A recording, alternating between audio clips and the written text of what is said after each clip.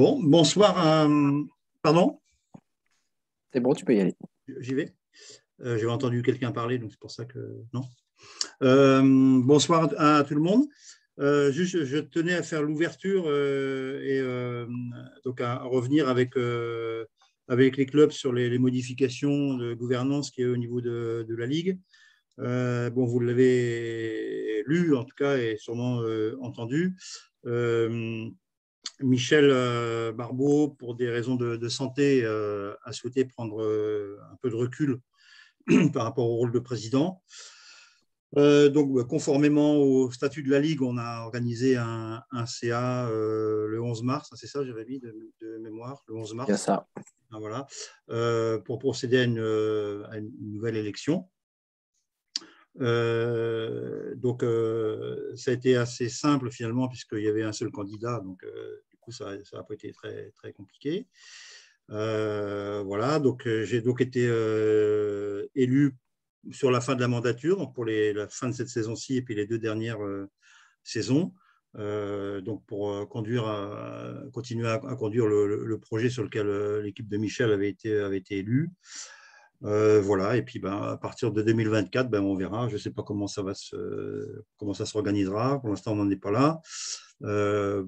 Pour l'instant, on va essayer de continuer à construire les choses telles qu'on le souhaitait, de façon collective avec les comités, en les impliquant au maximum, et surtout en essayant, alors c'est pas toujours simple, en essayant surtout dans les périodes qu'on a connues là sur les deux dernières saisons. Celle-ci s'est quand même mieux passée. Et donc, en essayant d'être vraiment au service des clubs sur l'ensemble des services qu'on mène. Voilà. Donc, je ne sais pas si on y est totalement parvenu, si on est sur la bonne voie, je l'espère. Il y a forcément des axes de progrès. Donc, si vous avez des remontées à faire, vous n'hésitez pas à les faire auprès de Jérémy ou auprès du secrétariat ou auprès de vos élus de comité qui nous feront tout à fait remonter les informations. Voilà. Donc, je tenais à ouvrir un peu la séance parce que les points qui sont abordés aujourd'hui, c'est des points qui sont d'abord très, très importants, hein, et puis qui sont vraiment totalement dans la dynamique de ce qu'on souhaite faire au niveau de la Ligue. Donc, vous verrez, Jérémy vous présentera le point sur la coque jeune avec une organisation qui nous paraît intéressante au sens où elle brasse beaucoup d'équipes, elle donne l'opportunité aux équipes de vraiment se confronter, de pouvoir s'évaluer sur la fin de saison et de pouvoir être organisées de façon à commencer le moins tard possible pour ceux qui le peuvent sur le début de la saison suivante, tout en laissant l'opportunité à ceux qui ne sont pas complètement prêts de pouvoir intégrer au fur et à mesure. Donc, en gros, un projet qui prend en compte la temporalité de l'ensemble des clubs et qui essaie de répondre, alors, je ne sais pas si c'est possible, mais en tout cas, à la problématique globale. Donc, vous pourrez en discuter avec Jérémy et puis voilà, voir s'il y a des difficultés particulières. Le deuxième point, c'est la campagne ANS. Donc l'an dernier, c'est une campagne qui avait marché très bien. On avait vraiment mis un système d'accompagnement des clubs de façon à pouvoir répondre, à aider les clubs à pouvoir déposer leur dossier. Cette année, il semblerait que ça démarre doucement, mais ça démarre souvent doucement et souvent les clubs ils ont besoin d'un peu de temps pour vraiment déposer, construire leur dossier. Donc, on n'a pas le feu, si je puis dire. Sachez qu'on a reconduit l'organisation de l'an dernier, à savoir dans chaque comité, il y a un référent de proximité qui est là pour répondre à vos questions. Et on a mis en place une hotline où les salariés se relaient quasiment tous les jours pour pouvoir aussi répondre de façon directe aux problèmes notamment techniques, mais également de construction de votre dossier si vous en avez besoin. Le troisième point, c'est un point autour de l'AG 2025. Donc cette année, l'AG va être un peu particulière parce qu'on souhaiterait une AG peut-être, alors il y aura forcément une partie formelle, puisque une AG, de fait, il y a forcément une partie formelle de présentation du budget, de validation des comptes rendus, etc. Mais on voudrait aussi que ce soit un moment vraiment d'échange sur un certain nombre de thématiques, à la fois sur l'entraînement, à la fois sur les dirigeants de clubs, à la fois sur l'arbitrage. Et vraiment, on souhaiterait que ça soit vraiment un lieu d'échange et où on va pouvoir peut-être travailler sur des axes particuliers ou voilà, en tout cas, essayer de répondre au mieux, encore une fois, aux préoccupations que vous auriez. Bon, Jérémy le présentera également, mais il va y avoir des évolutions assez importantes sur les prises de licence. Hein. On s'oriente au niveau fédéral vers une dématérialisation quasiment totale. Donc, il va y avoir forcément un temps d'adaptation, il va falloir de l'accompagnement, etc. Donc, plein de sujets sur lesquels on est à disposition pour échanger avec vous et vous aider à résoudre d'éventuels problèmes. Enfin, il y a une offre de formation. L'offre de formation vous êtes présentée sur un certain nombre d'axes. Hein, donc, c'est pareil, Jérémy va vous présenter les choses. Encore une fois, l'idée, hein, c'est vraiment de proposer des formations, de proposer une organisation qui puisse être utile au club, qui puisse leur permettre d'évoluer, de se structurer, etc., etc.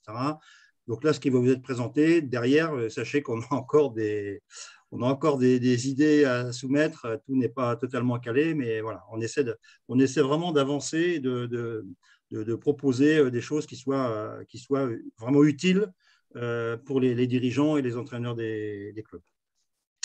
Dernier point qui va vous être présenté, ça concerne ce qu'on a appelé le FestiBeach.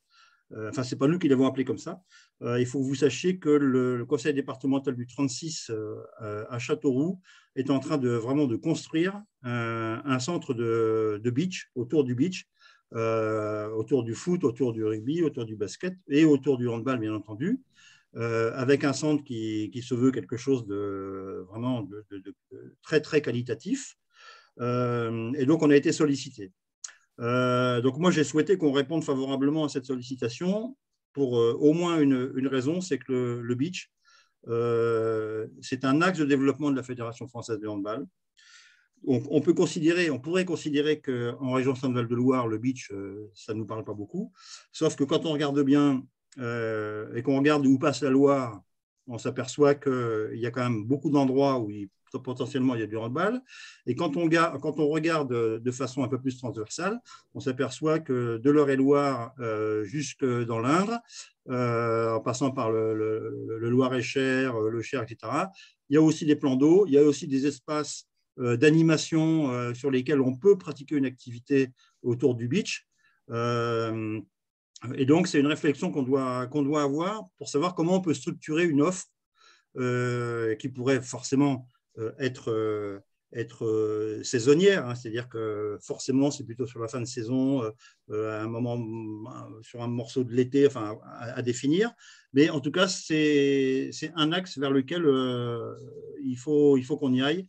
Voilà, parce qu'on a vraiment des structures pour, à tel point que, par exemple, la Coupe de France de beach qui est organisée par la Fédé, il y a longtemps eu une hésitation au niveau de la Fédé pour justement éventuellement la faire à Châteauroux au mois de juillet, parce que justement, ils ne veulent pas le faire sur le littoral pour justement casser un peu l'image du beach qui ne pourrait se faire que sur le littoral. Donc, nous, on a plein d'endroits en région de Loire. Sûrement qu'à un moment donné, il faudra qu'on fasse peut-être un listing un peu exhaustif des endroits où on peut faire du beach, mais et derrière, développer une stratégie pour développer notre activité. Mais en tout cas, il y a un vrai sujet. Voilà. Et puis, non, le dernier point, je vais pas oublier, mais que j'avais mis à un autre endroit, mais là, c'est important. Donc, on a répondu à un appel à projet qui s'appelle Prends-toi au jeu. Pour faire court, mais Jérémy va vous le présenter également. Le Conseil régional et la Dragès souhaitent que les ligues mettent en place des animations au regard de Paris 2024 dans le cadre de Terre des Jeux. Donc, je suppose que vous savez ce que c'est Terre des Jeux, sinon je pense que Jérémy vous le rappellera. C'est une labellisation qui a été donnée à des collectivités qui l'ont souhaité.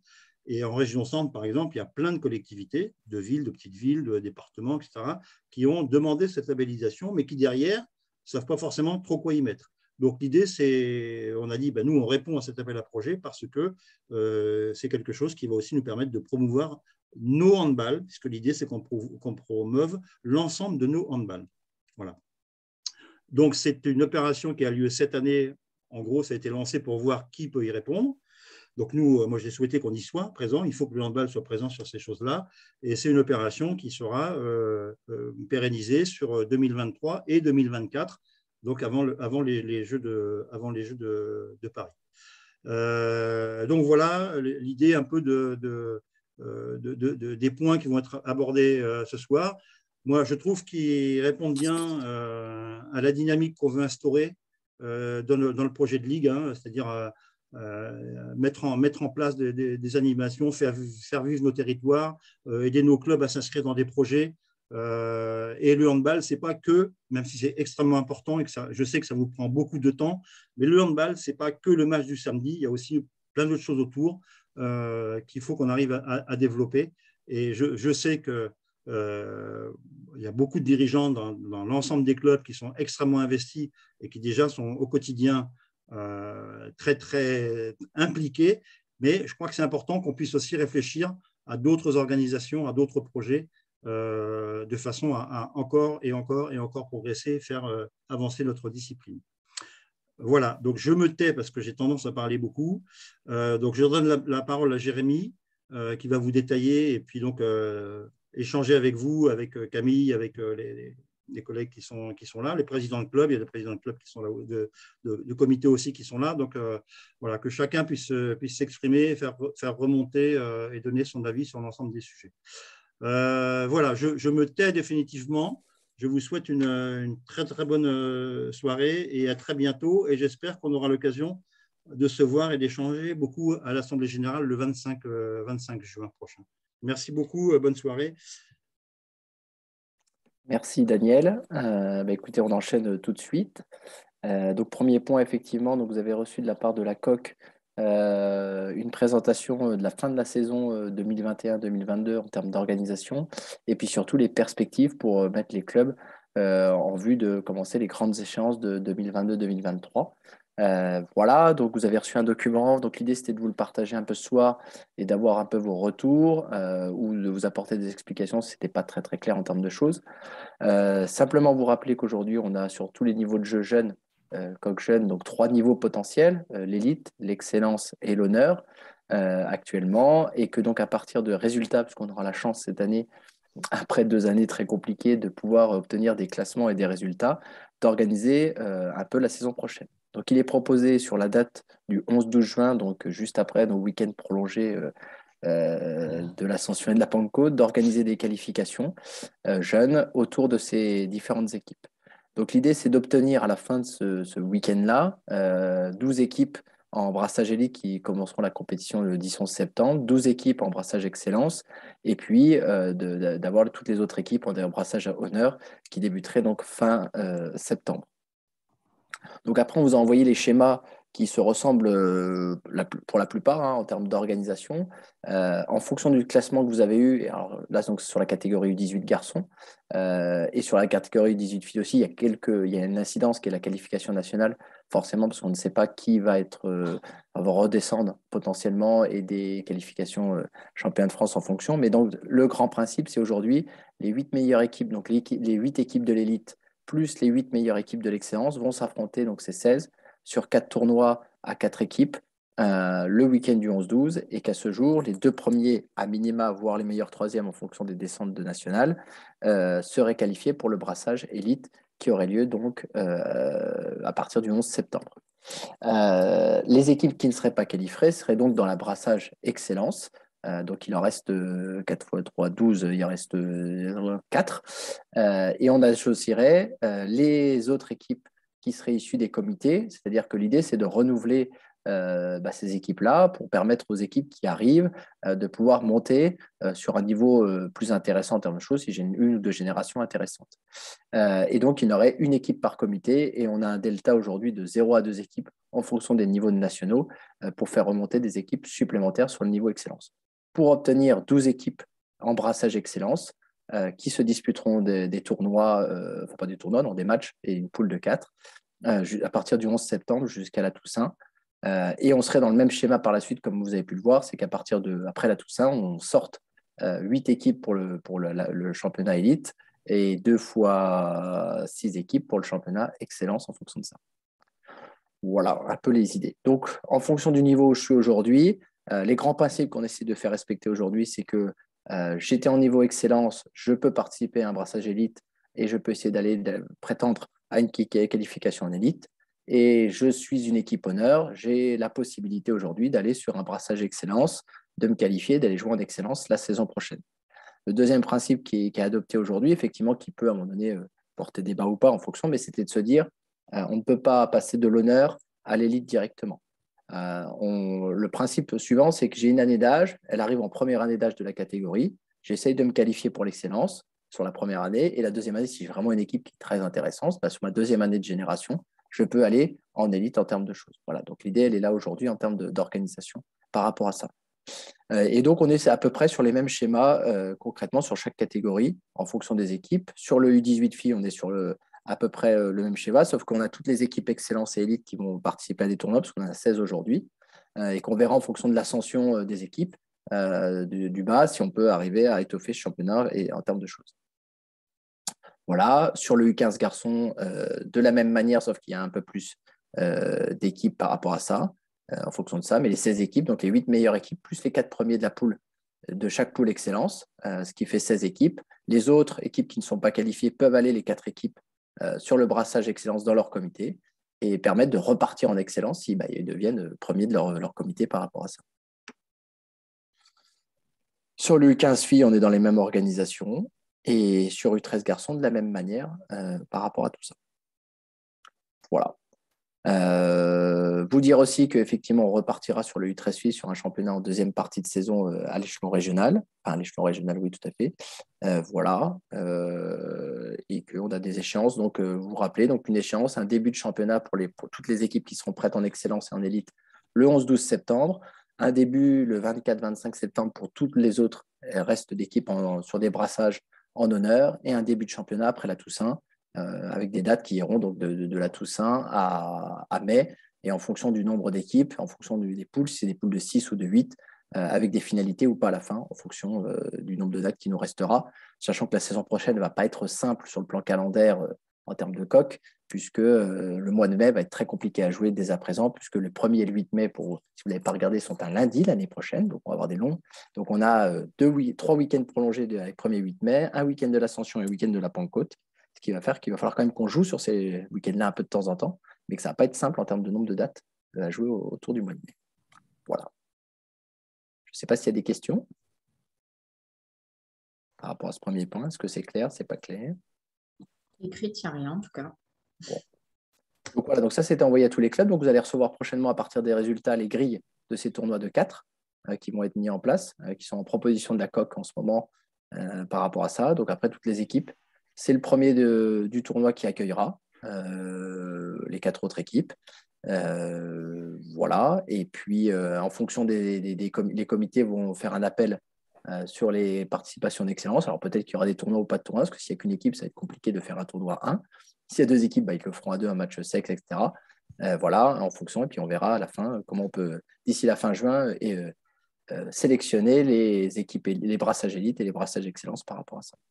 Donc à la fin juin, tout le monde saura sur quel niveau de jeu il est capable de pouvoir prétendre la saison prochaine, sachant qu'il y aura encore des brassages en première partie de saison, comme l'année dernière, par rapport à ça. Puisque l'idée, c'est d'avoir 6 et 8, 24 12 et 8, 20 équipes sur le niveau excellence et élite à la fin octobre. Question, Jérémy, tu m'entends? Oui, vas-y, Francis. Salut. Pour le 11-12 juin, est-ce que c'est la Ligue qui décide où se passeront les tournois, ou est-ce qu'il faut déjà se positionner? Alors, on aurait fait le choix là aujourd'hui en fonction on va faire une grille concrètement qui va être validée. À partir de là, les premiers de la grille vont recevoir en fait. Parce qu'on est en train de trouver une grille qui se permette à un moment donné de mixer l'élite et l'excellence en fonction des résultats, pour à un moment donné que le premier de l'élite aujourd'hui il ne joue pas que le deuxième, troisième et quatrième de l'élite parce que forcément, ça serait plus complexe. Voilà. C'était une question aussi. Et donc, forcément, en fonction du classement que j'ai eu, j'aurai plus de chances d'accueillir en fonction de ça. Voilà, on est en train de travailler sur ces couples-là par rapport à ça. Puis peut-être qu'à la fin, voilà. Ça fera un peu comme des têtes de série, entre guillemets. Voilà, tout à fait. On est entre je peux accueillir, mais j'ai des équipes un tout petit peu plus fortes, etc. Mais si j'accueille pas, mais que je suis bien classé, je joue des équipes un peu moins fortes. Enfin, je vais à l'extérieur, mais dans des conditions qui sont plus favorables à mon classement par rapport à ça, potentiellement. Voilà, les deux enjeux. Tous les clubs vont recevoir la grille ou c'est que les premiers nommés? Tout le monde va recevoir la grille. Comme ça, Oui, vous saurez où vous irez déjà. Ça vous permettra d'organiser votre déplacement. Et puis, ça permettra au club qui est de faire les conclusions de match par rapport à ça. Voilà. Et si le premier ne peut pas recevoir, le deuxième se positionne éventuellement. Oui, tout à fait. Voilà. Puis, on va essayer de regarder parce qu'on va faire par rapport au classement aujourd'hui. Mais on veut aussi pas que, je ne sais pas, je donne un exemple, je ne sais pas, si le club de Saran, en U18, U15, U13 est premier de championnat élite, s'il faut qu'il accueille par exemple les 3 tournois, peut-être que ça va être compliqué qu'il accueille les 3 tournois en termes de choses. Donc, on va peut-être faire une répartition un peu plus géographique en fonction des choses. Voilà. Je parle sur les garçons, mais sur les filles, c'est pareil parce qu'on se retrouve avec essentiellement les mêmes clubs aujourd'hui sur les classements, les championnats élites et par rapport à ça, et que les classements ne se changent pas beaucoup aujourd'hui. Donc, il faut qu'on voit comment en termes de répartition on peut faire pour que peut-être à ce soit des clubs différents qui accueillent, en tout cas en termes de choses et de répartition. Et puis, on verra aussi la positionnement géographique aussi. Si à un moment donné, il y a un club du 28, un club du 18, peut-être que c'est plus intéressant de l'accueillir dans le 45 au milieu, voilà, pour qu'il y ait moins de déplacements au regard du contexte actuel de déplacement. Voilà. Donc, on essaiera de mixer ça un peu en intelligence, dans l'intérêt général, mais après, on verra bien en fonction. Et après, on joue sur l'élite et l'excellence, donc on est sur des clubs qui sont susceptibles de se déplacer un peu aussi. On a l'habitude, etc. Et ces grilles sont prévues pour quand, mi-mai? Non, j'ai envoyé, pour être très franc, à toute la coque territoriale dans l'après-midi des propositions. On est en train de les valider. De toute façon, il faut qu'on attende la fin des classements, mais on va les distribuer la semaine prochaine, dans les 10 jours qui vont arriver par rapport à ça. Okay. Mais j'ai vu qu'il y avait des clubs dont Montargis, je crois, s'étaient positionnés pour essayer d'accueillir. Donc, on prend note de tout ça. Tout à fait. Pas de souci.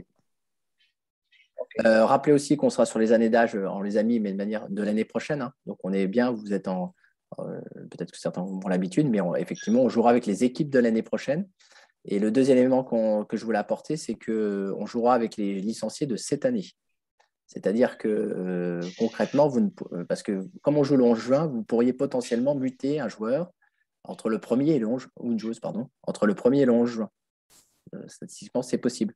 Mais l'idée, c'est de jouer avec les équipes, avec les licenciés de cette année en termes de choses. Voilà. Donc, licenciés 2021-2022, année d'âge 2022-2023, voilà, en termes de choses, et pas d'autorisation de surclassement. C'est-à-dire qu'on est bien sur les 3 années d'âge de l'équipe. On est sur des qualifs, etc. Voilà.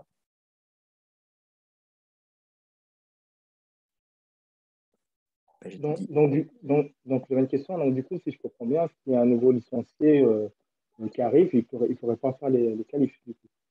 Non. C'est un nouveau licencié, c'est-à-dire qu'il ne serait pas licencié du tout avant l'année dernière? Non. Si, il était licencié l'année dernière, mais du coup, il mute dans notre club. Non, vous ne pourrez pas bénéficier des... On ne veut pas... pourquoi ce choix-là, très concrètement, c'est qu'on ne veut pas qu'il y ait une aspiration de licencier entre le 1er... Surtout si on est sur des jeunes, ils sont exclusivement là, entre le 1er et le 11 juin, et on n'est pas sûr du résultat. C'est-à-dire que vous pourriez muter plusieurs joueurs en leur proposant et en leur promettant qu'ils vont jouer sur ce niveau de jeu-là. Et puis, il suffit que pour X raison, vous ne vous qualifiez pas, malgré que vous ayez fait des mutations, etc., ces joueurs-là ne pourraient pas jouer dans le niveau par rapport à ça.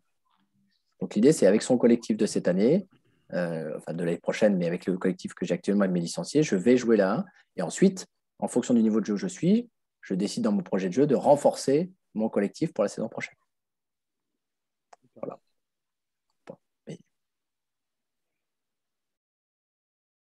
Voilà. Eh bien, on continue. Après, s'il y a d'autres questions. Deuxième point, je vais laisser David, expert en la matière sur l'ANS. Merci, Jérémy. Bonsoir. De présentation. Bon, ça va se lire. Ça va le faire. Merci. Bonsoir à toutes et à tous. Donc, ANS qui a deux aspects intéressants. C'est-à-dire la première campagne qui avait été faite par la Dragès, vous voyez, du 1er mars au 11 avril, c'était sur les emplois, donc terminé.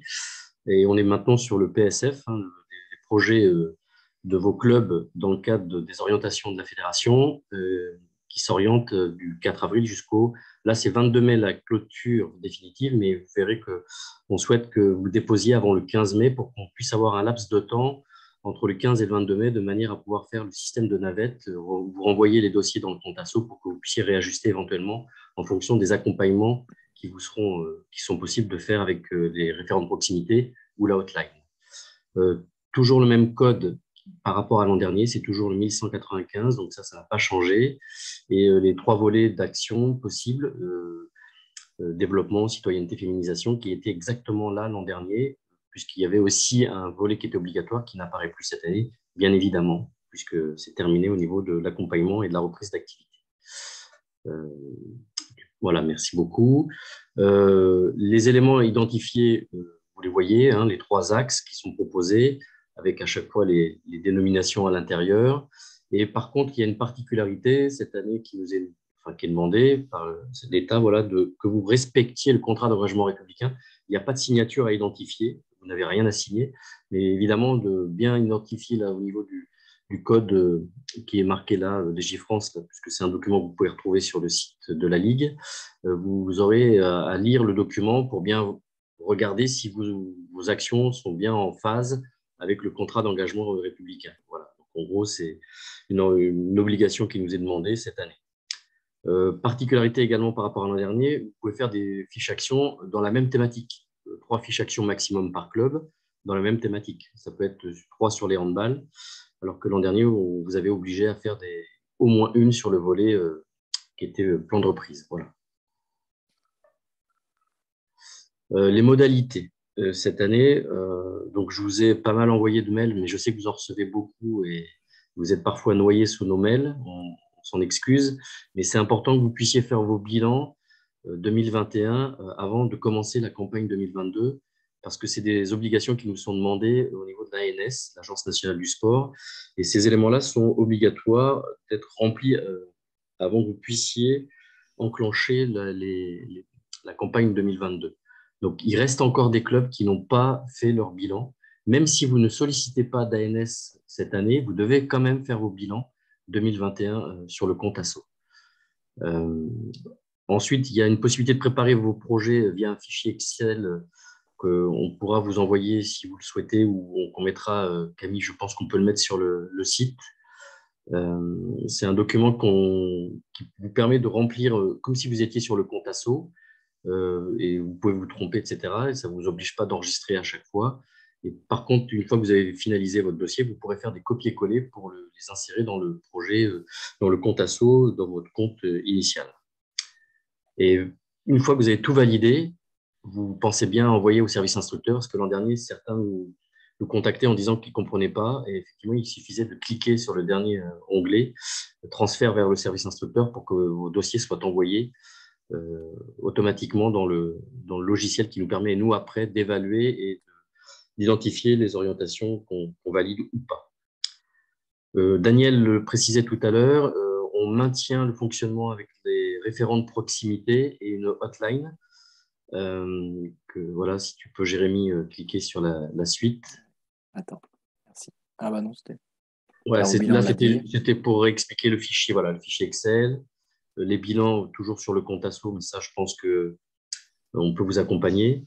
Alors, il y a un échéancier. Voilà, effectivement. Là, vous avez l'échéancier global de la campagne ANS, avec une modalité dont je vous ai parlé tout à l'heure, c'est qu'on souhaite que vous déposiez avant le 15 mai vos dossiers pour qu'on puisse, nous, avoir un laps de temps de façon à vous renvoyer les dossiers dans le compte asso avant le 22 mai, qui est là. Par contre, une fois que c'est finalisé, on ne pourra plus rien faire pour vous accompagner et vous aider. Donc, les modalités sont les mêmes que l'an dernier, avec des orientations identiques, avec un traitement par nous, un COPIL, qui est composé de différentes personnes représentant l'ensemble des comités de la région, et on identifie, on calcule et on évalue vos projets en fonction des différentes modalités, comme l'an dernier, c'est-à-dire qu'il faut que vous ayez vos pièces justificatives le projet associatif, les budgets, les comptes de résultats, les prévisionnels 2022, et puis surtout vos bilans identifiés. Et puis après, les actions qui répondent aux orientations de la fédération dont je vous ai parlé préalablement, notamment les 3 thématiques. Donc voilà, les référents de proximité et la hotline. Donc, il y a effectivement une personne par département qui est identifiée dans les référents de proximité. Vous pouvez les contacter. Ils sont à même de pouvoir vous répondre et vous aider. Soit c'est des problèmes techniques et dans ces cas-là, s'ils ne peuvent pas vous répondre, pas d'inquiétude. Vous avez la deuxième possibilité de solliciter via la hotline. On a cette année augmenté le nombre de possibilités d'être contacté. C'est en fait 5 jours sur 7. Donc là, vous avez les personnes représentées au niveau des comités qui sont les référents de proximité. Donc, vous voyez qu'effectivement, à chaque fois, à chaque comité, vous avez un correspondant. N'hésitez pas à les contacter, soit par mail, soit par téléphone. Ils sont à même de pouvoir vous accompagner. Pour certains l'ont déjà fait l'an dernier. Donc, ils connaissent parfaitement la mécanique du compte asso et des modalités d'accompagnement. Et là, c'est ce qu'on disait sur la hotline. Vous voyez, donc on a rajouté quelques journées. On s'est gardé le lundi, voilà, également pour vous. Et par contre, vous avez donc toutes les dates, pas les dates, mais les horaires d'identifier et les personnes ressources qui sont en capacité de pouvoir là également vous accompagner. Alors n'hésitez pas, parce que comme je répète ce que disait Daniel, effectivement, c'est un démarrage un petit peu escargot, on va être honnête avec vous, en sachant que voilà, le 15 mai arrive à grands pas et on est conscient des différentes obligations que vous avez, mais sachez que la répartition de cette enveloppe que nous avons identifiée, qu'on nous a attribuée, c'est une répartition classique, 50% de cette enveloppe Ligue Comité et 50% pour l'ensemble des clubs.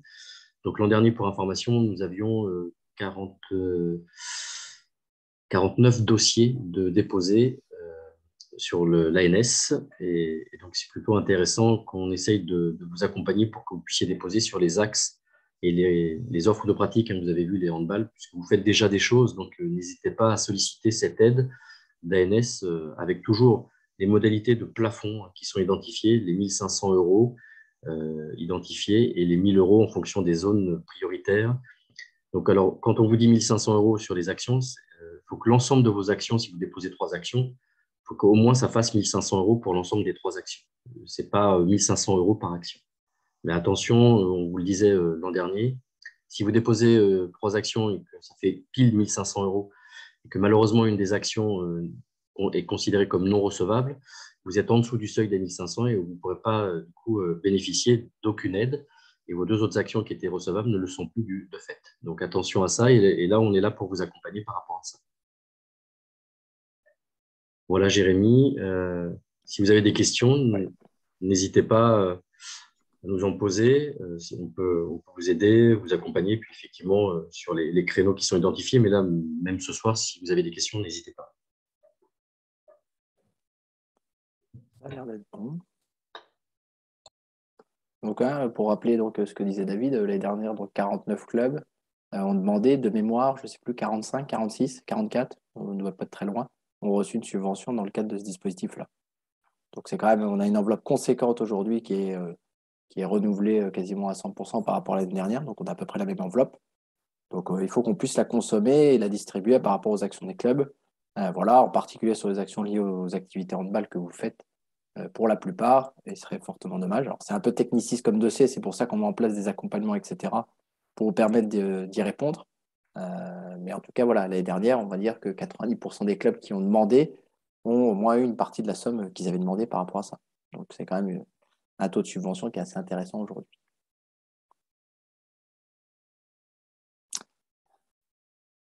Et bon, on continue. Donc, comme le rappelait Daniel au début, donc une journée un peu particulière, un peu différente des autres années en termes de choses, on a souhaité l'élargir. Cette journée du 25 juin où aura lieu dans cette journée l'Assemblée générale de la Ligue, mais aussi d'autres choses. L'idée, c'est que dans le temps et au fur et à mesure des années, on développe ce type de journée-là en ouvrant plus simplement au président, au trésorier ou aux dirigeants du club qui représentait son club et qui venait à cette assemblée générale de la Ligue, mais que les clubs viennent de manière collégiale à plusieurs, avec leurs techniciens, avec leurs entraîneurs, avec leurs personnes qui sont en charge de l'arbitrage, avec bien sûr les dirigeants qui sont là, et que chacun vienne chercher ce dont il a besoin en termes de choses. Donc dès cette année, on va créer plusieurs temps tout au long de la journée du 25 juin, à la fois des fois en commun, des fois en parallèle. Mais l'idée, c'est que chaque club puisse venir par rapport à tout ça. Donc déjà, il y aura des assemblées générales par rapport, il y a des comités qui ont souhaité s'associer et mettre leur assemblée générale le matin de cette journée-là, qui sera suivie l'après-midi d'une assemblée générale de ligue. Mais il y aura aussi dès le matin des ateliers très thématiques qui sont en cours d'élaboration, qu'on est en train de voir, qu'on aura développé à partir de la semaine prochaine, puisqu'il y a l'AG fédéral ce week-end et qu'on va avoir donc un certain nombre d'informations et des nouveaux projets 2022-2023 qui vont arriver à la fois sur le plan administratif, etc. Et donc, il faut qu'on vous puisse vous donner toutes ces informations-là, etc. Au lieu de le faire en plénière très concrètement lors de l'Assemblée générale, qui est souvent un peu régalien, etc. L'idée, c'est de mettre des ateliers le matin en place, très pratiques, qui permettent à chacun de pouvoir poser les questions, etc., à partir de ce qu'il aura déjà peut-être vécu dans la formalisation, par exemple, des licences ou autres problématiques qui pourraient être menées. En parallèle aussi, les techniciens se réuniront autour de thématiques liées à la sportive et la formation des entraîneurs. Et on invite aussi tous les gens autour de l'encadrement de l'arbitrage. Il y aura des temps menés par la CTA autour des écoles d'arbitrage, du développement de ces écoles, des outils pédagogiques qu'on met en place aujourd'hui pour permettre le développement de ce projet-là. Et puis, il y aura des temps conviviaux autour d'un repas festif et d'un hommage à Michel aujourd'hui, qui a démissionné en tant que président de Ligue, comme vous l'a annoncé Daniel, vous l'avez reçu. Mais on souhaitait que cette assemblée générale, puisqu'il n'a pas pu le faire lors de l'assemblée générale et qu'il a été obligé pour des raisons de santé d'arrêter un tout petit peu plus tôt, on saisisse les prochains temps dès cette fin d'année pour lui permettre de lui rendre hommage, etc., au regard du travail accompli depuis X années, puisque je ne pourrais pas le dire exactement le nombre. Voilà. Donc, l'idée, c'est vraiment de venir à plusieurs par rapport à ça pour pouvoir bénéficier d'un maximum d'informations. Et puis surtout, ce qu'on souhaite, nous, c'est qu'on diffuse de l'information à plusieurs personnes du club de manière ciblée pour permettre que les projets de club puissent se développer et que les gens, quand ils viennent, ils récupèrent de l'information ou de la formation par rapport à leur occupation et leur fonction dans leur club par rapport à ça. Je continue donc par rapport aux formations qui vont être mises en place. Donc, comme chaque année, l'Institut territorial de formation développe des formations professionnelles. Relancement d'une nouvelle session à partir de la rentrée avec des nouveautés. Une première que vous avez peut-être un peu plus l'habitude, puisque on est à la 4e session cette année. On relance donc un titre éducateur de handball dès la rentrée prochaine. Ah non, ça c'est le BPAPT, pardon. Alors excusez-moi, on va remettre là. Alors hop. Ah ben voilà, c'était ça, j'ai cliqué trop tôt. Pardon. Un titre éducateur de handball, donc dès septembre 2022, sur un parcours en 14 mois, pardon. On est à peu près sur les mêmes modalités, etc. Donc, si vous avez des jeunes, c'est éligible à l'apprentissage. Si vous avez des jeunes potentiels qui veulent faire ces parcours de formation, n'hésitez pas à revenir vers nous pour essayer de les inscrire et rentrer dans des parcours de formation. On vous alerte actuellement sur l'aide à l'apprentissage, puisque vous savez que vous savez pas qu'actuellement, il y a une aide exceptionnelle dans le cadre de l'apprentissage à hauteur de 8 000 € sur la première année et que cette aide s'arrête au 30 juin 2022. Malgré que cette formation commence en septembre 2022, vous avez la possibilité de signer vos contrats d'apprentissage au 30 juin pour bénéficier de cette aide à 8 000 €. C'est tout à fait possible au regard de ça. Par contre, il faut anticiper les choses, il faut être sûr d'avoir trouvé son jeune en termes de choses. Mais l'idée, c'est d'organiser les choses pour que vous puissiez en bénéficier par rapport à ça. Sinon, on reviendrait sur une aide classique à 4 500 €. Alors, il est dans les tons aujourd'hui que cette aide exceptionnelle va peut-être devenir pérenne ou sera prolongée. Et aujourd'hui, les élections présidentielles venant juste de finir, on ne sait pas dans quel délai cet arrêté ou cette prolongation d'aide exceptionnelle pourrait être mis en place par rapport à ça. Donc, si des clubs sont déjà prêts, ont déjà identifié leurs jeunes, n'hésitez pas à signer vos contrats d'apprentissage au 30 juin et ils débuteront leur parcours au mois de septembre forcément, mais vous pourrez bénéficier d'une aide supplémentaire par rapport à ça pour payer votre apprenti sur les 12 premiers mois. Voilà, donc cette formation a lieu sur Saran, toujours sur le site de la Ligue à Saran en termes de choses. Dans le cadre de notre prolongement, on va ouvrir en collaboration avec le CREPS. Alors pour le tuteur 4, les dossiers d'inscription vont ouvrir là. on mettra en place plusieurs sessions d'inscription, enfin plusieurs sessions de tests de sélection. Donc, une session qui aura lieu au mois de juin pour permettre aux jeunes qui veulent signer leur contrat d'apprentissage avant le 30 juin de pouvoir savoir s'ils sont sûrs de rentrer sur ce titre 4. Et puis, je pense qu'on ouvrira une session en juillet de tests de sélection pour permettre aux jeunes qui n'étaient pas prêts ou qui n'avaient pas encore défini leur projet professionnel. Et puis, de toute façon, comme on maîtrise l'ensemble du dispositif, on peut, à titre exceptionnel, rouvrir une session de tests de sélection, je vais dire fin août, autour du 15-20 août, parce qu'il y a des jeunes que vous auriez identifiés, que vous auriez trouvés, qui vous permettraient à un moment donné qu'on les réintègre avant de rentrer dans le parcours. L'idée, c'est qu'on ait fait tous les tests de sélection avant la première date d'entrée en formation par rapport à ça. Voilà. La première date est le 1er septembre. Voilà. Par rapport, donc on va ouvrir en partenariat avec le CREPS un BPGEPS APT. Dans ce cadre-là, pourquoi? À destination des jeunes qui ont déjà leur titre 4 éducateur de handball. Alors, ça concerne des jeunes qui sont soit éducateurs, qui ont ce titre-là et qui sont en train de le passer en ce moment, soit des jeunes qui ont déjà un BPGEPS, alors Sportco, etc., soit des jeunes qui sont titulaires du baccalauréat professionnel de la mention complémentaire sport, qui s'appelle animation, gestion, projet, dans le secteur sportif dans les lycées. Pourquoi ça? Parce qu'on met une formation un peu particulière, un peu plus raccourcie sur 10 mois, de novembre 2022 à août 2023, et qui ne comprend que les 2 UC sur les 4 UC du BPAPT, donc les UC 3 et 4. Pourquoi cela? Parce qu'en fait, c'est d'ouvrir un parcours complémentaire à nos jeunes qui ont leur titre 4 éducateur de handball qui vont finir en octobre 2022 et d'enchaîner sur une formation en apprentissage ou pas sur un BPAPT de novembre à août 2023, puisqu'ils n'auront que les UC 3 et 4 à passer, puisqu'ils auront par équivalence, de par leur diplôme de handball, les UC 1 et 2. Donc, on est en train de travailler dessus par rapport au CRES pour permettre des prolongements, ce qui permettra à ces jeunes qui ont déjà commencé cette année de pouvoir finir leur 2e année au sein du club en termes d'apprentissage et de formation par rapport à ça. Au lieu de finir au mois d'octobre avec un diplôme, eh bien, ils prolongent et ils étoffent leur parcours en restant 10 mois de plus dans le club et en se formant et en obtenant un diplôme supplémentaire. Donc là, on va avoir un coportage entre la Ligue et le CREPS. Pour vous donner un peu les choses, ce sera 10 semaines de formation de 35 heures, donc à peu près une semaine par mois, une semaine tous les 3 semaines à un mois, avec 3 semaines sur le site de Saran et 7 semaines sur le site du CREPS à Bourges.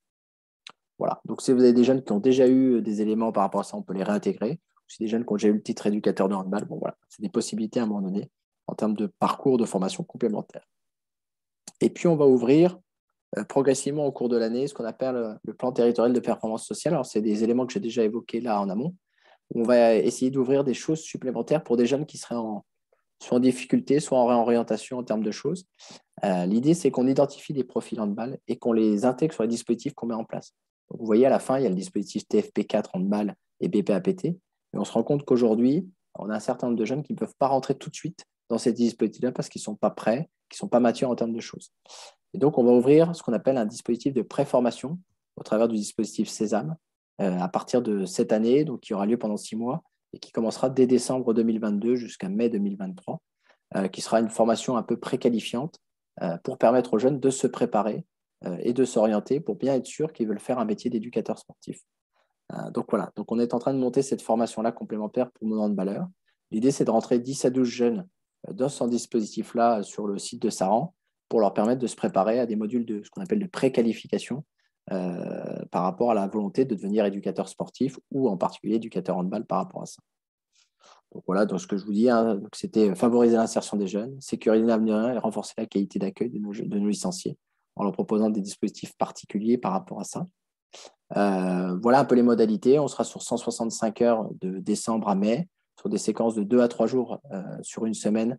Voilà, ils auront un stage d'immersion professionnelle dans leur club. Donc, vous les aurez à la fois, s'ils ont identifié dans le club, ils peuvent venir en formation et être sur le club en immersion, en tant que bénévole, bien sûr. Et puis, donc l'idée, c'est qu'on va réussir à le financer. On est en train de travailler avec l'État, les services de l'État, pour que cette formation soit prise en charge à 100% par les services de l'État et que le jeune n'ait pas besoin de débourser aucun argent dans le cadre de cette préformation par rapport à ça. Et puis, vous voyez très bien les contenus qui seront abordés. On est vraiment sur des modules d'immersion, de préformation, de volonté ou pas de rentrer dans un dispositif d'orientation pour être bien sûr que le jeune, une fois qu'il rentre sur un TFP4 ou sur un BPAPT entre 14 et 16 mois, il soit bien sûr que c'est son projet professionnel et qu'il soit bien orienté par rapport à ça. Voilà, donc c'est un outil qui va nous permettre, et vous serez les premiers relais. Donc forcément, si vous avez des jeunes qui sont en errance en septembre, octobre, novembre, c'est un bon moyen, au lieu de les envoyer peut-être faire de l'intérim ou ça pourra être complémentaire, de les intégrer dans le club, de les insérer au sein du club, qui suivent une petite formation régulière, 2 à 3 jours, tous les 15 jours, 3 semaines, au niveau du handball, qu'ils aient les premières prémices, qui commencent à être bénévoles dans votre club, avant de rentrer sur des parcours beaucoup plus complets et beaucoup plus formatifs, avec des dispositifs de financement qui soient différents en termes de choses. Donc, c'est un bon moyen de mettre pied à l'étrier des jeunes de votre club par rapport à ça. Voilà. Et bien voilà. Dossier suivant pour avancer, FestiBeach 36. Dans le cadre de notre organisation de fin de saison, vous l'avez bien compris, après le week-end de la Pentecôte, une fois que tout le monde sera parti en week-end prolongé pour certains, pas tous, on va organiser donc les finalités, les qualifs de brassage le 11-12 juin, et on va proposer à l'ensemble de nos clubs un temps beaucoup plus festif, comme il a été évoqué, autour du beach handball. On pense que cette pratique doit se développer, peut se développer sur des temps différents de ce qu'on met en place en termes de pratiques compétitives tout au long de l'année dans nos clubs et dans nos gymnases, et que ça peut être complémentaire et surtout qui peut être la suite, et surtout qui peut maintenir nos licenciés jusqu'à la fin de la saison dans nos clubs et éviter une trop grosse arrêt de la pratique avant peut-être la mi-août, fin août ou le début septembre en fonction des licenciés quand ils reviennent dans les clubs. On pense que la saison peut finir beaucoup plus tard. L'année dernière, par un peu obligation, on a joué quasiment tout le mois de juin, voire début juillet, la saison dernière, parce qu'on n'avait pas joué de l'année du tout.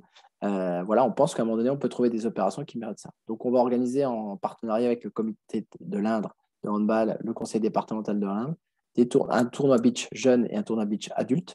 Donc, beach jeune, ça sera sur U15 et U18, garçons-filles, et adultes, voilà, équipe adulte. Le samedi sur les adultes, le dimanche sur les jeunes, avec des moments festifs, puisqu'il y a des concerts de prévus, etc. C'est un superbe espace, puisqu'on aura plus de 2200 mètres carrés de sable à disposition, c'est-à-dire entre 8 et 10 terrains de beach handball à disposition. Donc, on peut y mettre beaucoup d'équipes sur une journée entière. Donc, voilà. Et donc, c'est la première étape du projet, puisque l'idée, c'est que dans les années à venir, on mette en place une coupe de beach handball en région centre, progressivement, et que ça devienne une pratique régulière, comme la pratique du handball, certes sur un temps peut-être plus court dans l'année en termes de choses au regard du temps, mais voilà, on pense que c'est une pratique, et en plus, c'est une pratique compétitive aujourd'hui qui se développe de plus en plus, qu'il y a une équipe de France, etc. Donc forcément, on rentre dans un vrai schéma d'organisation très concrète. Donc on est sur une première année d'opération de développement et de promotion. On vous invite à envoyer vos équipes jeunes et adultes sur l'un des 2 jours, etc., pour qu'ils puissent découvrir l'activité, puisqu'on fera des séances d'initiation, etc., des tournois, forcément. Et puis c'est un bon moyen, des fois, de clôturer cette saison avant peut-être vos AG, vos tournois dans vos clubs, etc. C'est un bon moyen de se déplacer, etc. Voilà, sur cette opération-là. Donc, pour info, c'est une inscription gratuite pour cette première année. Donc, si vous envoyez toutes vos équipes, c'est une inscription gratuite sur toutes les équipes, etc.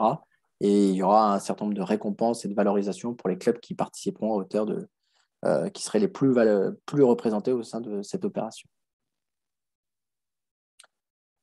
Voilà, donc vous avez reçu l'info sur vos adresses club. Sinon, vous avez donc Lauriane Keller qui est le contact et qui vous permet de renvoyer tout en termes d'inscription.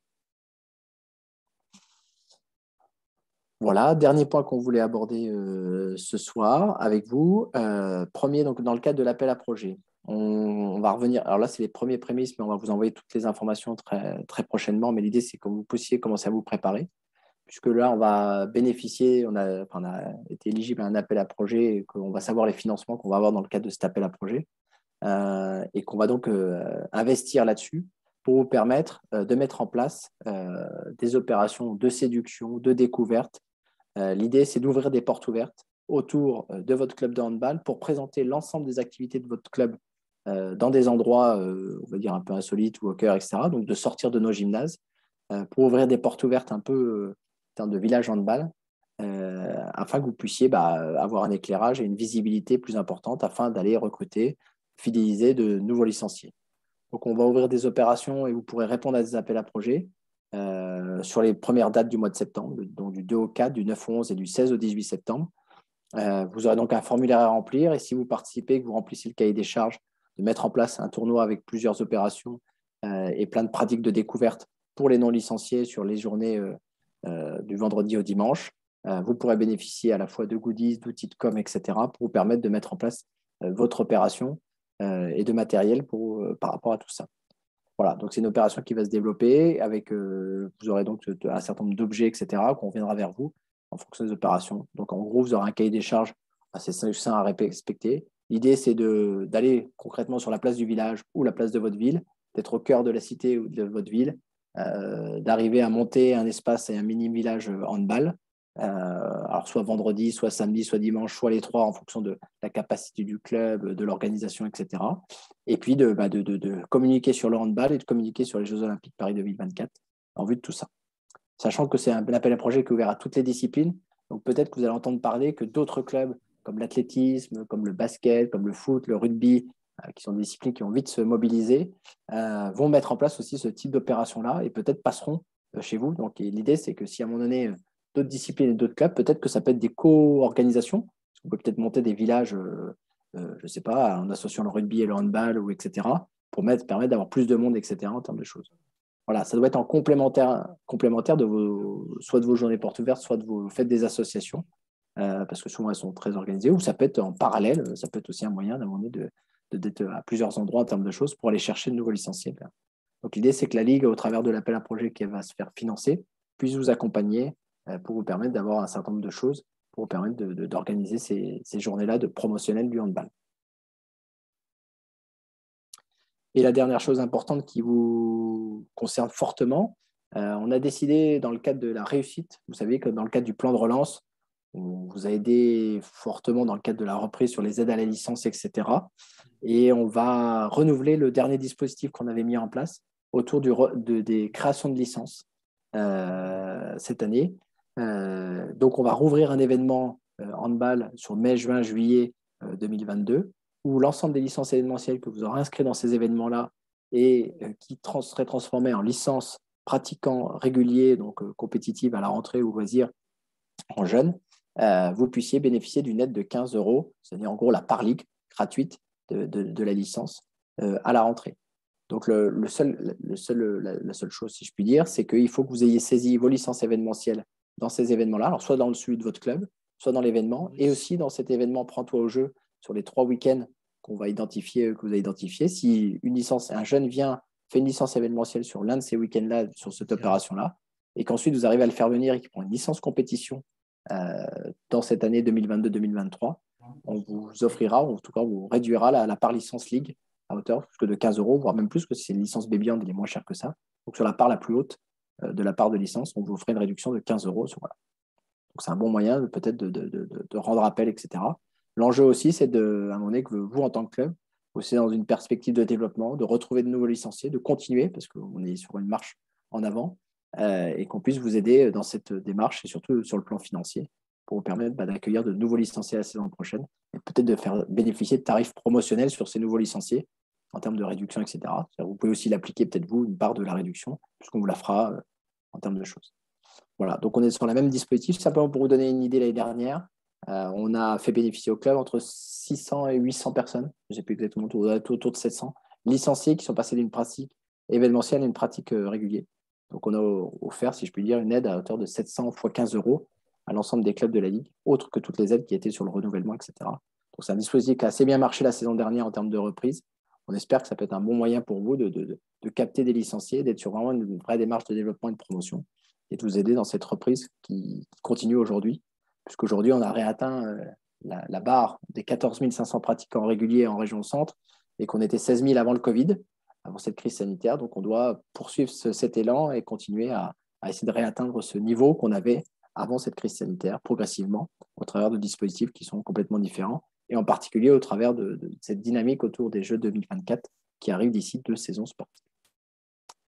Voilà. Donc, on communiquera très fort là-dessus à tous les clubs, parce que c'est une annonce ce soir qui n'a pas été faite au club jusqu'à maintenant. On vous enverra toutes les modalités par rapport à ça, comme l'on l'a fait l'année dernière. Voilà, j'en ai fini, je crois, sur toutes les thématiques qu'on voulait aborder avec vous ce soir. Est-ce qu'il y a des questions ou pas sur peut-être autres thèmes ou sur d'autres choses qu'on a vues jusqu'à maintenant? Donc, sinon, les prochains temps, vous les avez bien compris, hein. 11 juin, qualification des jeunes, comité jeunes. Fin des championnats adultes, on fera les montées-descentes en fonction de ça. Une coque qui se réunira fin juin pour établir les calendriers de la saison prochaine. Un début de saison prochaine le 11-12 septembre pour les niveaux les plus intéressants, les niveaux jeunes. Voilà, je pense autour de 18-19 pour les adultes et puis le 24-25 pour les niveaux inférieurs, niveau honneur, donc plutôt départementaux et clubs, etc. Le 18-19 juin, l'opération Beach avec la volonté que tous les clubs viennent participer en jeunes et en adultes. Le 25 juin, la journée Carrefour des handballeurs, Assemblée générale, etc. Et donc, on aura fini et proposé des activités sur tous les week-ends de juin avant un départ en vacances bien mérité pour cette année un peu encore particulière. Mais réussi, je pense, sur le plan, puisqu'on aura, je pense, réussi à faire toutes nos rencontres à ce jour de handball qui étaient prévues en début de saison. Et ce n'était pas gagné d'avance, vu le mois de janvier et février que nous avons vécu.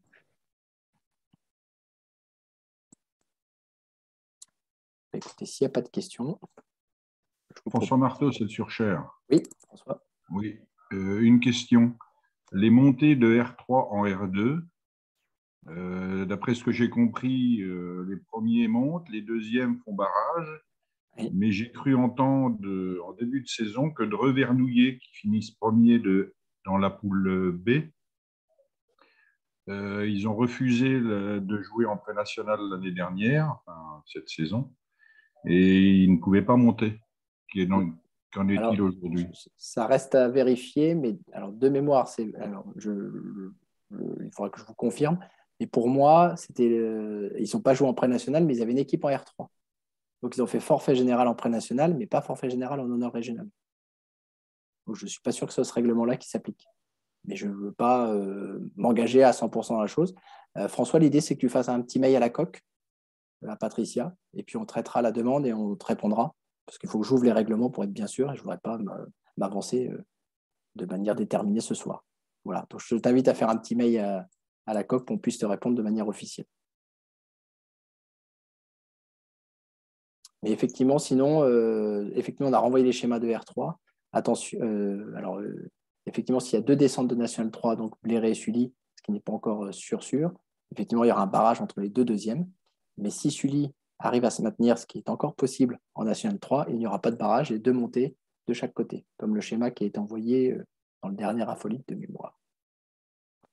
Mais sur sa question que tu poses, il faut qu'on puisse traiter. Voilà. Donc, n'hésite pas à envoyer un petit message. Autre question? Ouais, Jérémy. Je rebondis sur la question de celle sur Cher. Sur les championnats territoriaux seniors féminins qui jouent sur 2 départements. J'ai eu une question, là, on a eu un courrier du club de Bouleret qui me demandait les conditions de montée de territorial A à régional 2 féminine. Donc, c'est une décision. C'est le premier de la saison régulière, le premier de la poule. Qu'il soit du 45 ou qu'il soit du 18? Oui. D'accord. Ça avait été le cas il y a 2 ans où c'était l'inverse. C'était Jargeau qui était monté en étant dans une poule du 18. Pour un autre exemple, à contrario. Il y a 3 ans de mémoire juste avant le Covid, en 2019. Donc, c'est les 4 accédants des poules, etc. Après, concrètement, Patrick, oui, je crois savoir qu'il y a déjà 3 exemples, il me semble, en excellence régionale féminine. Je vais te dire, pour être très franc entre nous, si tous les ans, on est obligé d'aller repêcher des équipes. Donc, s'il y a des équipes qui veulent aller jouer en régional, il faut qu'ils se manifestent et on verra comment on peut faire pour, en fonction des résultats, etc., de leur faire bénéficier ou pas, en fonction. Mais voilà, si on peut, on n'hésitera pas. Donc, si par exemple le deuxième de la poule du 45, à un moment donné, enfin 45-18, voudrait, il faut qu'il se manifeste à ce moment-là. Et on verra comment on peut faire. Sachant qu'il y a eu déjà 2 forfaits généraux en pré-national filles. La R2F est à 10 équipes. Bon, voilà. Jérémy, j'ai une autre question, celle sur Cher. Oui. Est-ce que les comités étaient au courant pour les brassages honneur, excellence, élite pour les jeunes? Parce que nous, il se trouve que la Coupe du Loir-et-Cher, elle est en même temps que cette journée du 11 et 12 juin. Ça avait été identifié dès le début de la saison. Après, effectivement, on a mis peut-être un peu de temps. Alors, je ne sais pas quand est-ce que vous l'avez fixé, la Coupe du Loir-et-Cher. Peut-être qu'il y a eu juste ta position dans les calendriers. Après, c'est les finales ou pas? Vous, le Loir-et-Cher? Ou c'est Non, juste. c'est les quarts de finale pour les moins de 18, par exemple. D'accord. C'est-à-dire qu'alors, c'est quart de finale le 11-12, après 18-19 demi-finale et finale le. Oui, tout à fait, ouais, un truc comme ça. OK. Il faut qu'on voit en fonction des organisations. Après, parce que c'est une équipe qui est en qualif brassage élite ou excellence, ou c'est quoi? Oui, ils sont en honneur et peut-être qu'on va faire le brassage excellence. D'accord. Okay. Après, il faut voir Après, regarde, je t'invite, François, si c'est un brassage excellence, je ne sais pas dans quelle catégorie c'est, mais à déjà voir avec le comité si vous êtes plusieurs équipes. Parce que si vous êtes les seuls, vous serez les prétendants, donc il n'y aura pas besoin de faire de tournoi. Donc, vous pouvez faire votre quart de finale et être le prétendant en brassage excellence, la place pour le 41, si tu veux. Mais est-ce que notre équipe peut jouer, par exemple, le brassage le samedi et la Coupe du Loir-et-Cher le dimanche? Bien sûr que oui. Pas de problème, OK. Ça, bien sûr. Même dès le vendredi soir. S'il n'y a qu'un match à jouer, par exemple. Je ne sais pas. Okay. Je ne sais pas quand il y aura d'équipes dans votre catégorie sur le brassage de votre comité. Peut-être qu'il n'y aura personne d'autre. Oui, c'est possible. Donc, peut-être que ça peut vite se résumer. Mais oui, tout à fait. Et puis, si le brassage excellence, vous décidez, on peut être très, adaptable. Déjà, vous pouvez le jouer en semaine à un moment donné. C'est les comités qui décident. Vous pouvez le jouer la semaine d'après. Si, par exemple, on se rend compte que les deux équipes sont disqualifiées de la quart de finale et qui jouent leur brassage excellence dans leur comité le 18, on attendra le 18 pour avoir le représentant du 41. OK. Voilà. Enfin, vous avez joué un mercredi. Enfin, voilà, il n'y a pas de... Donc, l'idée, c'est qu'on a mis ça par comité pour qu'il y ait une adaptabilité pour chaque comité en fonction de ce qu'il a mis en place. Par exemple, dans le 37, il y a une coupe jeune le 18 juin. Donc, ça leur va. Mais je crois que dans le 28, il y a aussi une coupe, des finalités de coupe moins de 11, moins de 13, peut-être sur filles, garçons et seniors. Voilà. Bon, après, chacun s'adapte en fonction des organisations. Et si le brassage excellence a lieu le 18, le 18. Hein. OK, merci à toi. De rien. Bon, voilà. Autre question? Donc, Yves Depin. Oui. Salut Jérémy. Donc, je vous ai envoyé un petit mail pour un sujet qui me tient à cœur. Donc, concernant le port du voile, parce que au niveau des... J'aimerais bien connaître la position de la Ligue, mais qui ne pourrait être, à mon avis, pas différente de celle de la Fédération. Donc, j'ai demandé à Jérôme de porter ça aussi devant les instances, puisque lors de l'AG de la Fédération, j'aimerais bien qu'on ait une vision claire de la Ligue vis-à-vis de cette pratique, parce que j'ai peur qu'il y ait le risque de s'amorcer sur nos quartiers difficiles, donc j'aimerais connaître la position de la Ligue sur ce sujet, puisque au niveau de l'arbitrage, l'autorisation d'un voile sportif est autorisée. Donc, j'aimerais connaître vraiment la position de la Fédé sur ce sujet-là. Je reviendrai vers toi parce que j'ai plus ou moins la réponse, mais tu l'as plus ou moins dit. Hein. Il y a une tenue officielle qui est validée par la Fédération internationale, en cas de qui est donc qui a été approuvée par la Fédération française, qui est affiliée à la Fédération internationale, qui est effectivement ce qu'on appelle un voile sportif, on appelle ça comme ça, ou le kakou, etc. Et qui en fait est la seule possibilité en termes de tenue. Ainsi que de pouvoir couvrir les bras de la même couleur, etc. Vous savez, on peut mettre des t-shirts, voilà, et des jambes aussi, comme le port des lunettes, etc. Voilà. Donc ça, il faudrait que je te fasse passer le document de l'IHF, où je le retrouve. Envoie-moi un mail, Yves, s'il te plaît, même si tu l'as déjà fait. Ça me fera servir de pense-bête pour que je te retrouve le document. On est la seule fédération à avoir accepté ce genre de choses. Ouais. Et j'aimerais vraiment qu'il y ait une élection démocratique sur le truc, parce que nous, ça rentre si tu veux, dans notre règlement intérieur du club, ça rentre directement en confrontation, quoi. Donc, je ne pense pas être le seul club dans ce cas-là, puisque nous, on a vraiment pratiqué la laïcité au niveau de notre club. On a plusieurs instits dans nos instances, etc. Donc, si tu veux, ça fait partie de notre ADN depuis des années et des années, quoi. Donc, j'aimerais pas que ça arrive dans notre club, quoi. Tout à fait. Eh bien, écoute, puis après, je solliciterai le service juridique de la Fédé qui fera la réponse. Comme ça, tu auras... Qu'ils aient une position claire, parce que notre ministre des Sports est foncièrement contre. Le foot a dit vraiment contre, le rugby aussi, et nous, apparemment, on l'autorise. Donc, je vous avais envoyé un article du Monde où il était marqué que la Fédération française l'acceptait. Mais donc, derrière, je ne sais pas, je ne connais pas la teneur ni la réalité de cette chose, quoi. Sauf, effectivement, au niveau de l'arbitrage, où j'ai vu que c'était une tenue acceptée. C'est ce qu'on te fera passer, en fait, en termes de choses. C'est ça le règlement aujourd'hui. Mais c'est une tenue très particulière. Voilà, réglementée, si je puis dire. On va dire ça comme ça. Mais j'aimerais bien que la Ligue se positionne dessus après avoir pris l'avis des clubs. Ok. Très bien. Merci. De rien, Yves. Autre remarque, question? Non. Question potentielle, ça n'a strictement rien à voir. C'était un sujet sérieux là, qui est abordé. Ça n'a strictement rien à voir. Au niveau des montées de R2 en prénat filles, parce qu'on a reçu des tableaux au début de saison, mais avec une R2 avec 12 équipes, alors que là, il y en a 9. Est-ce qu'on sait déjà s'il y a une ou deux montées prévues ou il faut attendre les fins des championnats, N3 et prénat? Sur le tableau, il y avait quoi en montée? Une ou deux en fonction de ce qui se passait au-dessus. Mais... Ah oui, ça dépend. Alors, je vais te dire, en fait, il faut jouer à la Nationale 3 féminine. Parce que déjà, il faut savoir le nombre d'équipes de la Ligue du Centre qui vont redescendre de National 3 en pré-national.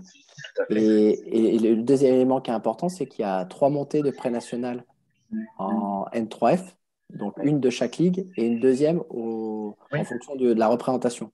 Donc aujourd'hui, il y a ces 2 paramètres-là qui font qu'il faut que je vois, sachant que là, il faut savoir aussi les montées, ça doit être 2 équipes de Pays de la Loire normalement qui devraient monter en N2F potentiellement. Ah bah c'est les Pays de la Loire, tout à fait. Oui. Voilà, donc s'il y a 3 descentes de région, 2 ou 3 descentes de région centre, 2 montées de N2F, sachant qu'il y a Vierzon qui va descendre et peut-être Dreux, de mémoire. Oui, sur le papier, voilà. oui, c'est sûr aussi. Donc c'est tous ces paramètres-là qui font que. Et Angers dans les Pays de la Loire. Voilà.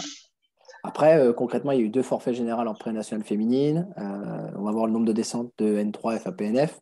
Comme je l'ai dit à Patrick de la même manière tout à l'heure, il faut vite mais solliciter la Ligue si à un moment donné il y a une montée de R2F à PNF, qu'on puisse avoir tous les éléments et essayer de constituer des poules qui permettent aux équipes qui souhaitent jouer à ce niveau-là puissent y jouer en fonction de ça. En termes d'organisation, je ne dis pas qu'on pourra répondre à tous, mais de temps en temps, on est obligé de rappeler des équipes en urgence pour constituer des poules.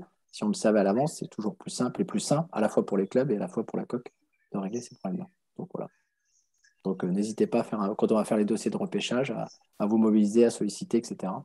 Si vous voyez que vous êtes border, etc. Voilà, c'est clair. Voilà. Wait and see. Tout à fait. C'est compliqué les championnats senior filles. Ah bah c'est une usine à gaz là, en fonction des descentes et tout. Et de la volonté des clubs. Parce que des fois. Parce qu'on n'est pas à l'abri qu'il y ait 2-3 équipes à chaque endroit qui disent qu'ils ne veulent pas repartir à tel niveau en plus. Tous les ans. Voilà. Merci Jérémy, bonne soirée. Écoutez, bonne soirée à toutes et à tous. On reste à votre disposition de toute façon. Voilà, vous nous connaissez, vous savez, vous pouvez nous appeler en fonction. Et puis voilà. Bonne soirée, à très bientôt. Au revoir.